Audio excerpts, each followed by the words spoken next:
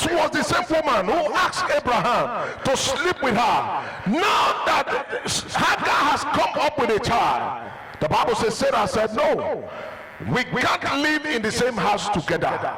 Abraham, you have to send her away. And the Bible talked to Abraham and said that you have to yield to the voice of your wife Sarah. And it got to a time that when Abraham was to send Hagar and the son Ishmael away, Abraham never gave them a destination.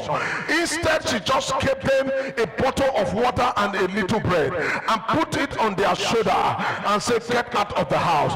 There was no destination. It was not like go to my uncles, go to my sisters, go to my village. There was nothing like that. She was sent away into the wilderness, and the Bible says it got to a time the bottle stayed, the water in the bottle was exhausted, the bread was exhausted, and everything, hunger beginning to maltreat the little boy.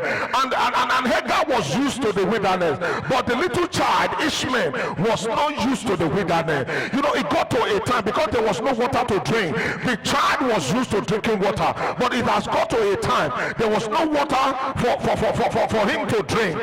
And the Bible says he slumped and he was about to die. And the mother carried him and put him under a shrub, a tree, under a tree, and say, I will not behold the death of my son. I will not be alive to see my son die. I will not use my hand to bury any of my children. I prophesy upon your life this morning, you will not bury any of your children. Amen. You will not see the death of your children. Amen. I said you will not see the death of your children. Amen. If you believe, shout fire. To Hagar, all hope was lost because she was limited to what God can do. And she knew that if the son died, it's going to be her turn. It's going to be her turn.